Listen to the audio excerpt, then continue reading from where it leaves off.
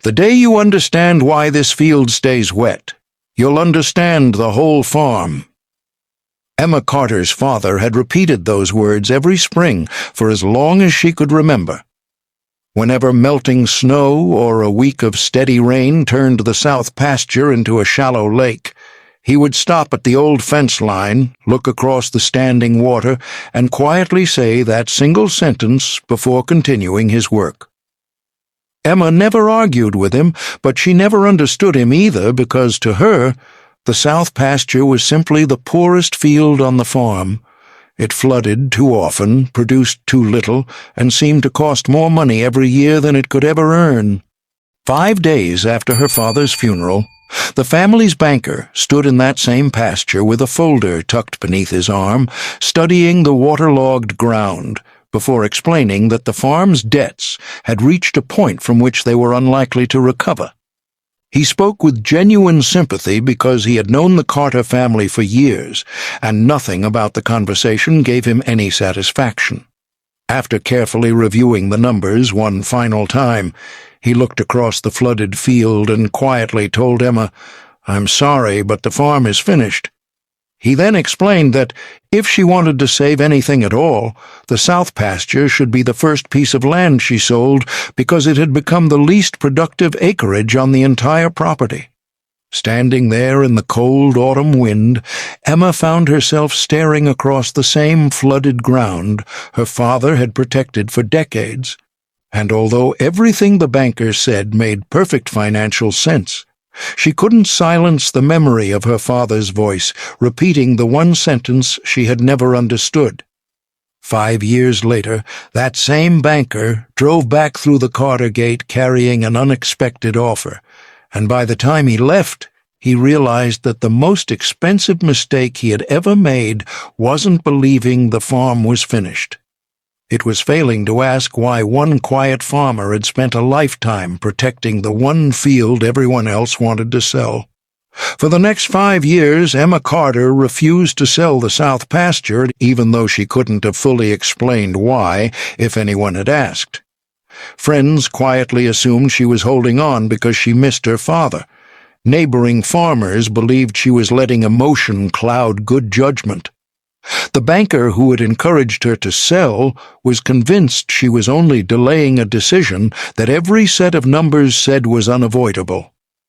The strange part was that Emma wasn't trying to prove any of them wrong, because for a long time she wasn't even sure her father had been right. All she knew was that whenever she stood beside the flooded pasture after a spring rain, she could still hear his voice saying, "The day you understand why this field stays wet, you'll understand the whole farm." And something inside her refused to believe that a man who had spent his entire life reading the land would protect a worthless field without a reason. Before we continue, I'd love to know where you're watching from, so leave your town, state, or country in the comments below. One of my favorite parts of this channel is seeing people from farming communities and small towns all over the world come together to share their stories. I'm also putting together a free Last Acre story archive featuring 25 forgotten rural stories, the real historical inspirations behind many of our videos, behind-the-scenes research notes, fascinating historical discoveries, and exclusive story ideas you won't find on the channel. I'll be sharing it first through the Community tab, so if you'd like to get it when it's ready, make sure you're subscribed and turn on notifications so you don't miss the announcement. Now, let's get back to the story. The answer didn't begin with engineers, conservation projects, or the unexpected offer that eventually brought Richard Hale back to the Carter farm.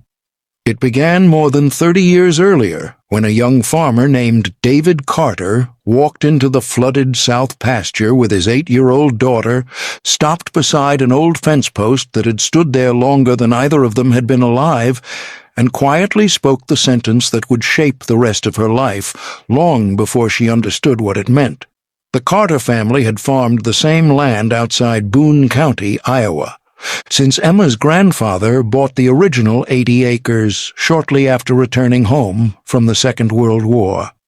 Over the decades, the farm slowly grew through careful purchases whenever neighboring families retired, eventually reaching just under 300 acres of corn, soybeans, hay ground, and pasture.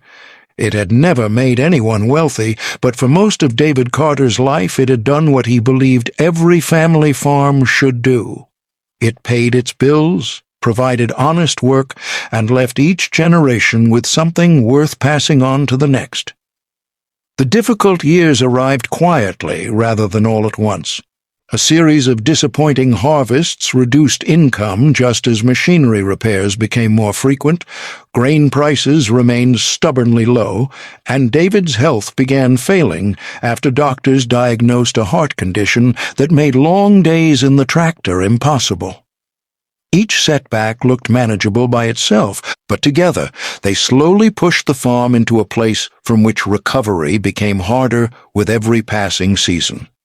By the time Emma returned home after her father's funeral in October of 2003, unpaid operating loans, equipment payments, and medical expenses had combined into a burden far heavier than she had ever imagined. Richard Hale had managed agricultural loans at Boone County Community Bank for nearly 25 years, and during that time he had watched prosperous farms survive droughts, floods, and collapsing commodity prices through careful planning and disciplined borrowing. He had also watched good families lose farms they loved because they waited too long to make painful decisions. That experience was exactly why he drove out to the Carter place only 5 days after the funeral, hoping to discuss the situation before another planting season made the financial problems even more difficult to solve. Emma met him on the front porch, where the cool October wind carried the scent of drying corn across the surrounding fields. Richard expressed his condolences before opening the folder he had carried from the bank, carefully explaining the outstanding loans, the interest that continued accumulating each month, and the realistic value of the farm if portions of it were sold while the market remained stable. He never pressured her, never raised his voice, and never pretended the conversation was easier than it truly was. When they finished reviewing every figure together, he asked whether she would walk the property with him before making any decisions. They crossed several harvested fields before reaching the south pasture, where shallow water still covered much of the ground from heavy autumn rains earlier that week. Richard stopped beside the old fence line, looked across the flooded grass, and quietly explained that this was the least productive acreage on the entire farm. It required constant maintenance, produced little usable forage, and generated almost no return compared with the surrounding cropland. Selling that section first, he explained, would likely remove enough financial pressure to give Emma time to decide what should happen to the rest of the property without risking everything her parents had spent a lifetime building. Emma listened without interrupting because every number Richard shared matched the records she had already reviewed inside the farmhouse. Nothing about his recommendation felt unreasonable, and as she looked across the stand water covering the south pasture, she understood why anyone seeing the farm for the first time would consider that field little more than an expensive problem. Yet the longer she stood there, the more another memory quietly pushed its way into her thoughts. Years earlier, while the same field lay flooded after a week of spring rain, her father had stopped beside that very fence line, smiled as though he were looking at something beautiful instead of inconvenient, and gently told her, "The day you understand why this field stays wet, you'll understand the whole farm." Standing in exactly the same place with Richard Hale, waiting patiently for her answer, Emma realized that although she still had no idea what her father had meant, she wasn't ready to sell the one field he had spent his entire life protecting. Richard Hale didn't try to change Emma's mind that afternoon because he had spent enough years working with farm families to recognize the difference between a decision someone had made and one they were still trying to understand. Before leaving the Carter farm, he simply suggested that she take a few days to think carefully about everything they had discussed, reminding her that delaying difficult decisions often reduced the number of good options available. Emma thanked him for his honesty, watched his truck disappear down the gravel road, and remained standing beside the south pasture until the evening sun settled low behind the cottonwood trees that marked the western edge of the property. Over the following weeks, Emma discovered that running a farm was very different from growing up on one. As a child, she had watched her father make hundreds of decisions without ever realizing how many depended upon one another. Every repair delayed another expense, every weather forecast changed the week's plans, and every dollar spent in one field meant another part of the farm would have to wait. By the time the first hard frost settled across Boone County, she understood why her father rarely sat still during harvest, because the work itself never truly ended. Several neighbors stopped by as word spread that David Carter's daughter intended to keep the farm, at least for the time being. Most offered genuine encouragement, while others quietly suggested that Richard Hale's recommendation probably made the most financial sense. None of them were unkind, and none questioned Emma's determination, but nearly everyone reached the same conclusion after looking across the flooded south pasture. If any part of the farm could be sold without changing its future, that field seemed the obvious choice.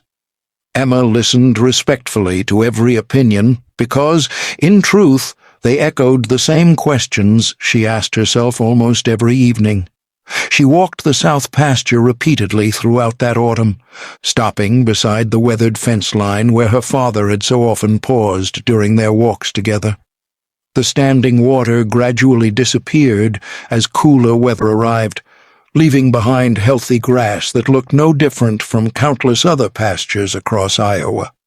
She searched for something unusual that might explain his attachment to the field, yet every visit ended the same way, because she found nothing that justified risking the future of the entire farm. Winter arrived early that year, bringing several heavy snowfalls that slowed almost everything, except the bills waiting on the kitchen table. Emma accepted substitute teaching jobs at the local school whenever she could, sold several older pieces of equipment her father had already planned to replace, and postponed every non-essential expense, simply to keep the operating loan from falling further behind. Even after making those sacrifices, she knew another difficult conversation with Richard Hale was only a matter of time because the financial reality hadn't changed. The farm still needed an answer. One evening, while reviewing seed invoices and equipment records, Emma noticed something she had never paid much attention to before. Her father had invested remarkably little money in the south pasture compared with the rest of the farm. He rarely fertilized it, never attempted to install drainage tile, and had repeatedly declined government programs that would have encouraged converting it into more productive cropland. At first, she wondered whether he simply couldn't afford the improvements, but the timing didn't fit because some of those opportunities had existed during years when the farm was financially stable.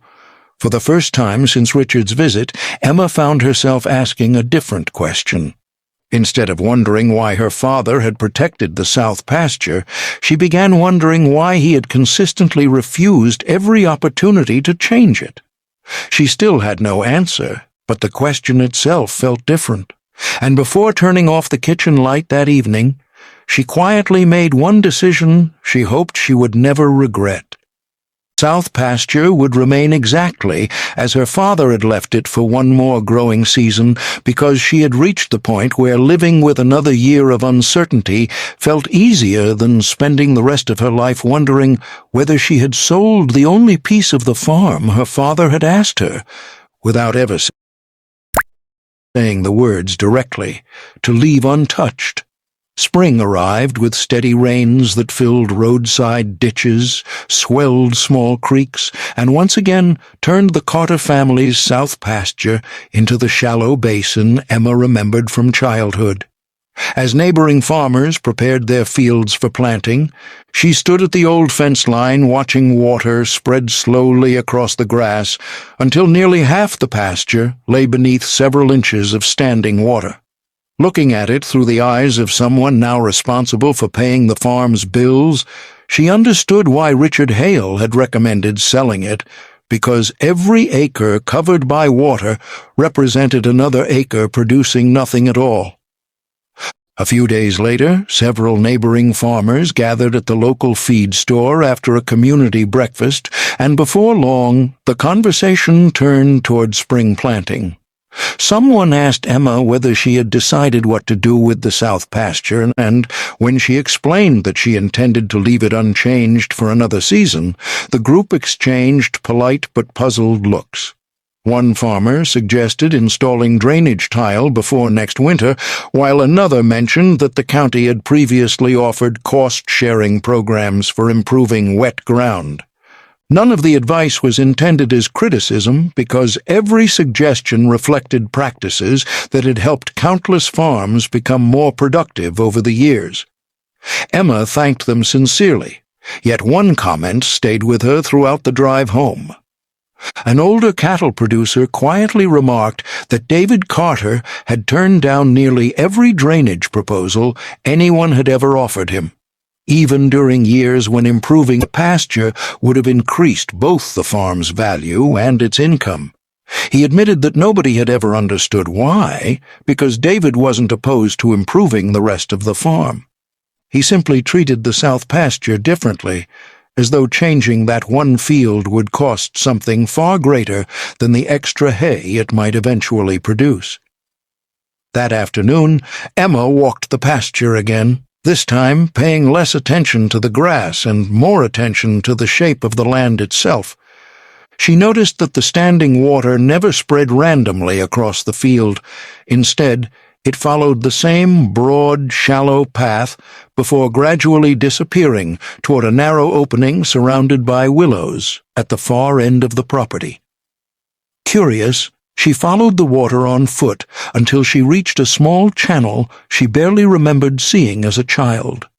It wasn't a creek in the ordinary sense because it carried almost no water during dry weather, yet after heavy rain it quietly guided the overflow away from the pasture before disappearing beneath a line of native grasses that had never been plowed. Emma suddenly remembered helping her father clear fallen branches from that narrow channel nearly every spring. At the time, she thought they were simply cleaning the farm, but now she realized he had never widened it, straightened it, or tried to speed the flow of water. He had always removed only enough debris to keep the channel open, while leaving everything else exactly as nature had shaped it. For the first time since her father's funeral, Emma no longer believed the south pasture had remained unchanged because he lacked the money to improve it. The evidence surrounding her suggested something very different. Her father had been maintaining the field exactly as he wanted it, returning year after year to preserve a pattern that everyone else assumed was a problem waiting to be fixed. As she looked across the flooded pasture once more, Emma realized she had crossed an invisible line in her thinking. Until that afternoon, she had assumed the mystery was hidden somewhere beneath the ground, waiting to be discovered. Now she began wondering whether the answer had been happening in plain sight every spring for decades, unnoticed only because everyone, including herself, had spent too much time looking at the water and not enough time asking why it always behaved in exactly the same way. The weeks that followed changed the way Emma looked at the entire farm because she stopped judging the south pasture by how much water it held and began paying attention to where that water came from and where it went after every rainfall.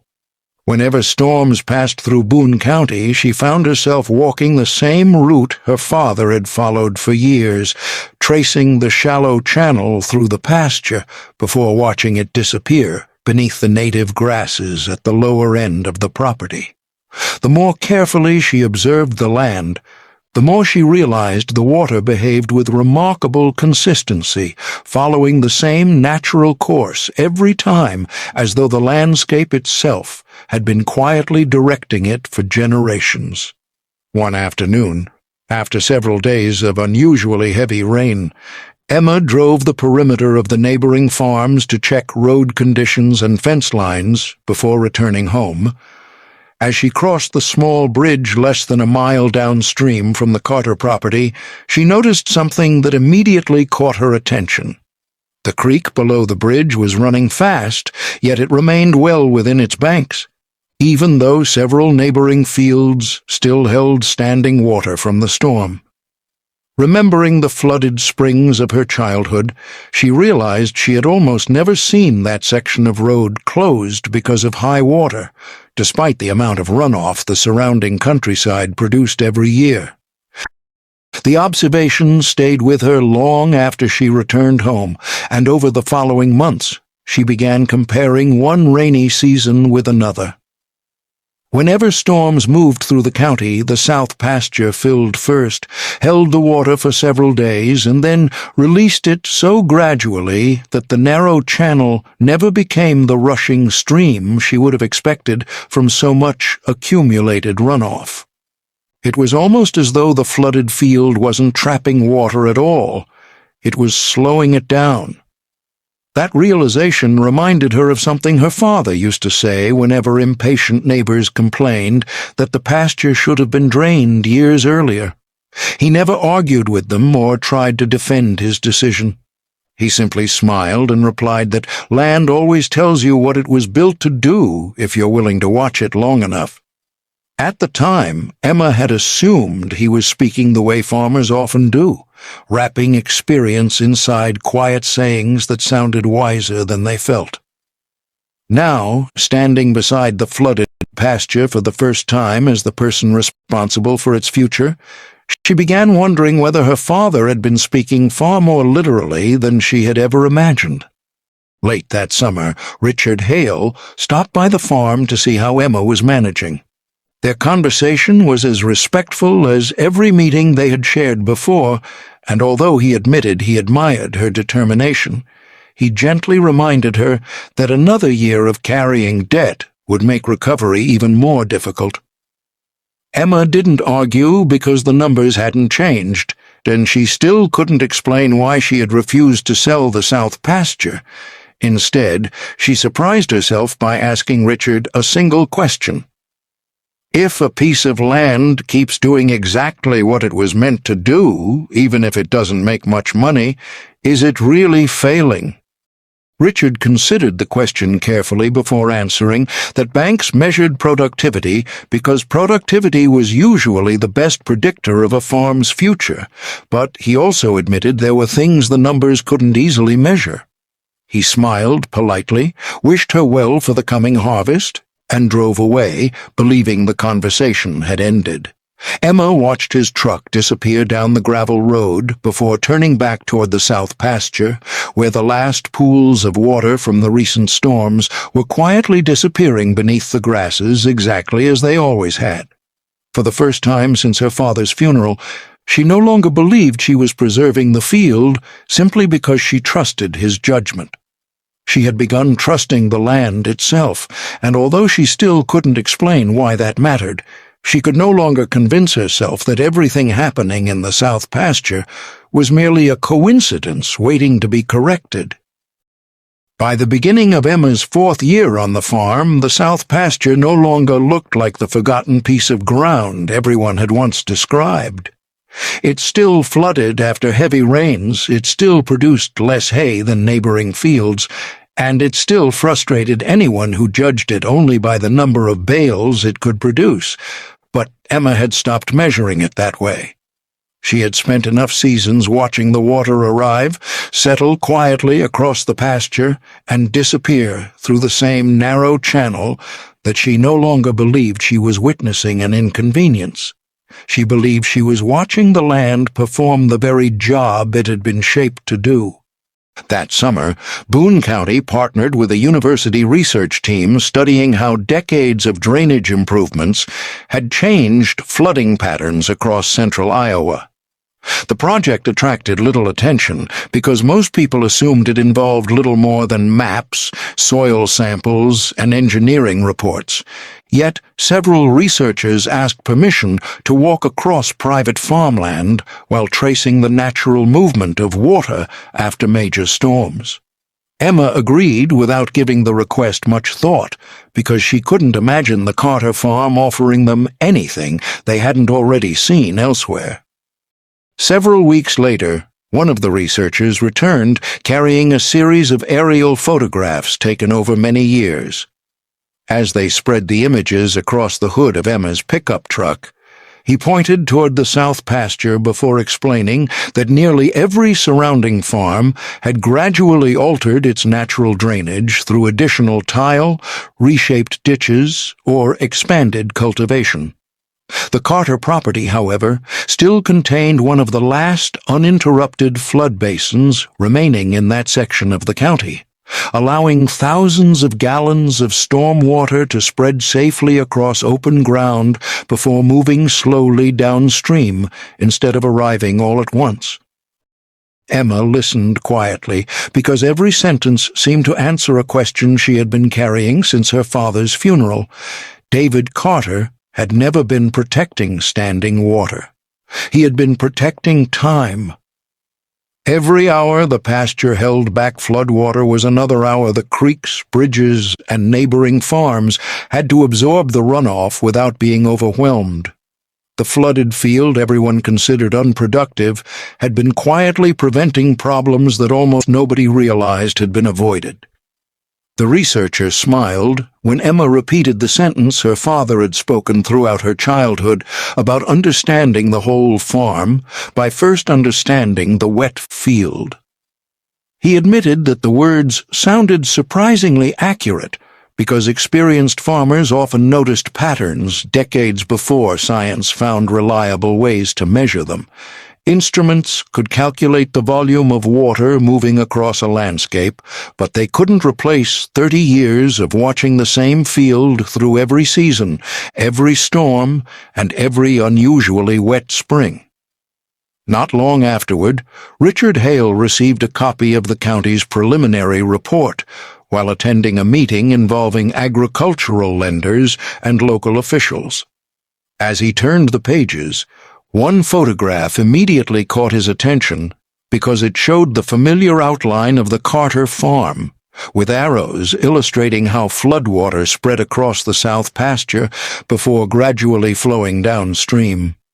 Reading further, he discovered that preserving the remaining natural basin had become one of the study's strongest recommendations because replacing that function with modern infrastructure would cost the county far more than protecting the land already performing it naturally. Richard closed the report without saying much during the remainder of the meeting, but as he drove home that evening, he found himself replaying the conversation he had shared with Emma years earlier while standing beside the flooded pasture. Everything he had said about the farm's finances had been correct, yet for the first time in his career, he began wondering whether he had confused financial productivity with lasting value. The numbers on his balance sheet had measured bushels, expenses, and debt with complete accuracy, but they had never measured the quiet service one overlooked field had been providing to an entire landscape for generations. Before the week was over, Richard made a decision he never expected to make. He called Emma, asked whether he could stop by the farm again, and explained only that he wanted to discuss something the county's research had helped him understand. Emma agreed to meet him the following Saturday, although neither of them realized that the conversation waiting beside the south pasture would become very different from the one they had shared 5 years earlier. Saturday morning arrived beneath clear autumn skies that looked remarkably similar to the day Richard Hale had first walked the Carter farm 5 years earlier. The corn had already been harvested, the air carried the familiar scent of dry leaves and freshly turned soil, and the south pasture once again held scattered pools of water left behind by several days of steady rain. As Richard stepped out of his truck, Emma noticed that he wasn't carrying the thick financial folder she remembered from their first meeting. Instead, he held only a single envelope and a rolled map tucked beneath one arm.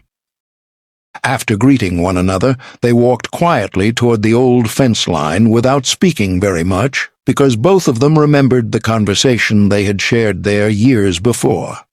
Richard finally broke the silence by admitting that he had spent most of his career believing every farm could be understood through production records, market values, and financial statements. Those measurements had helped him protect many families from making difficult situations even worse. Yet the county's watershed study had forced him to recognize that some forms of value only become visible after decades of careful observation. Looking across the south pasture, he smiled gently before telling Emma that her father had understood something the rest of them had overlooked for years. Richard then handed Emma the envelope and explained that it contained an offer prepared on behalf of a regional conservation partnership working with local landowners and county officials. Rather than purchasing the Carter farm outright, the proposal offered to purchase a permanent conservation easement covering only the south pasture. Emma would continue owning the farm, continue raising crops on the remaining acreage, and continue passing the property to future generations if she wished, but the flooded basin would remain protected from future development, so it could continue performing the work it had quietly done for decades. Emma carefully read each page before folding the papers and looking back across the pasture.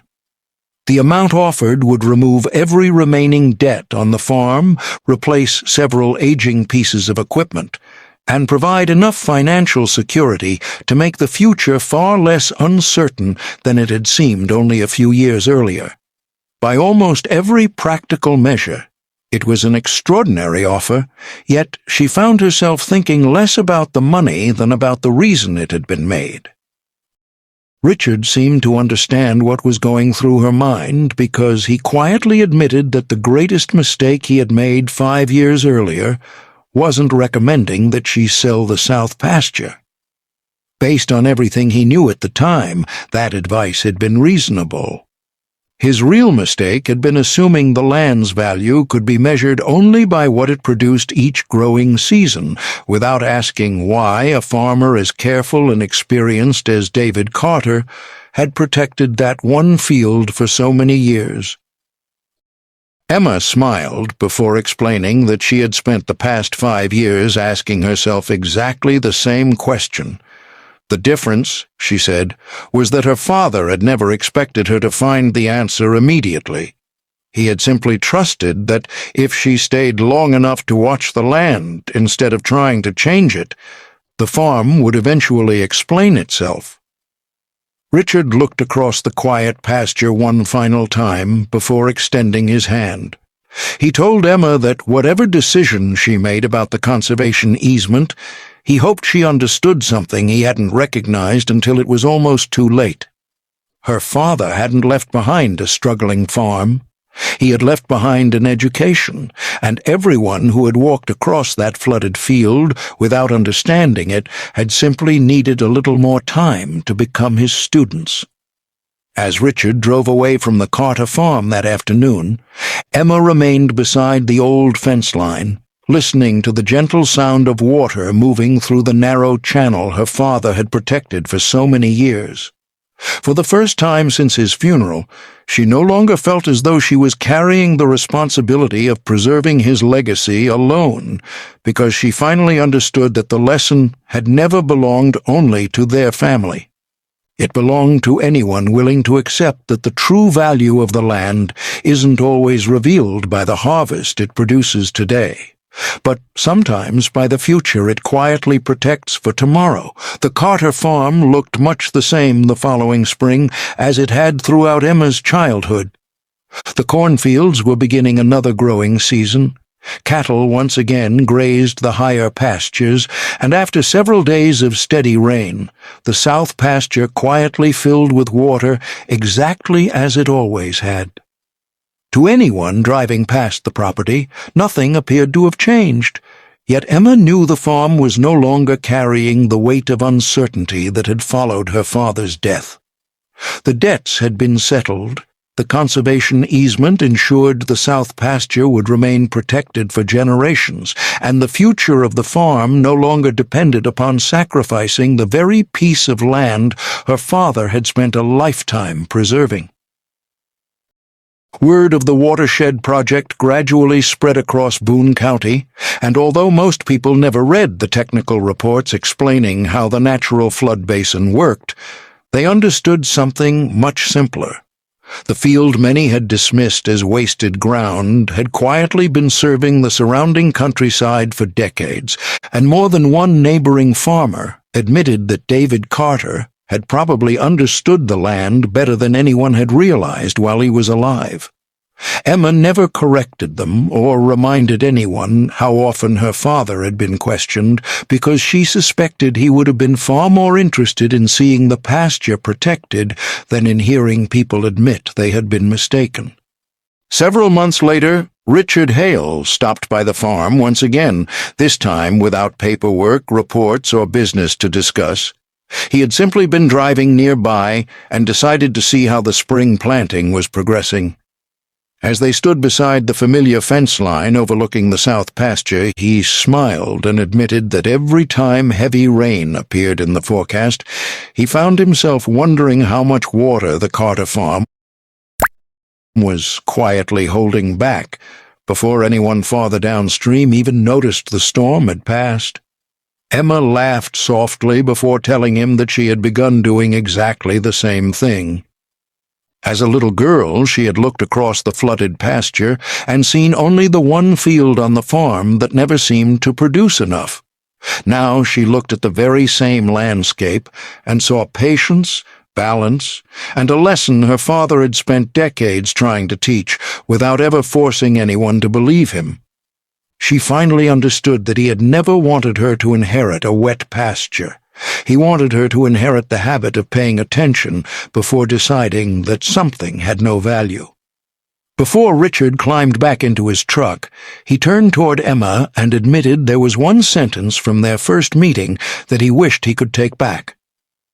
Emma smiled kindly before reminding him that, without those words, she might never have realized how important her father's lesson truly was, because sometimes people only begin searching for wisdom after someone else convinces them it no longer exists. As Richard drove away, Emma remained beside the old fence, watching another slow ribbon of water disappear through the grasses exactly as it had for generations. This time, however, she no longer wondered why her father had protected the south pasture, because she finally understood that he had never been asking her to save a field. He had been asking her to learn the difference between land that merely grows crops and land that quietly takes care of everything around it, and once she understood that difference, she finally understood the whole farm.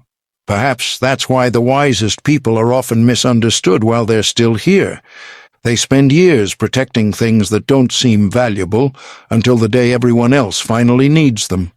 And by then, the lesson they leave behind is often worth far more than the land itself. If this story reminded you of a lesson, a tradition, or a piece of wisdom someone in your family passed down, we'd genuinely love to hear about it.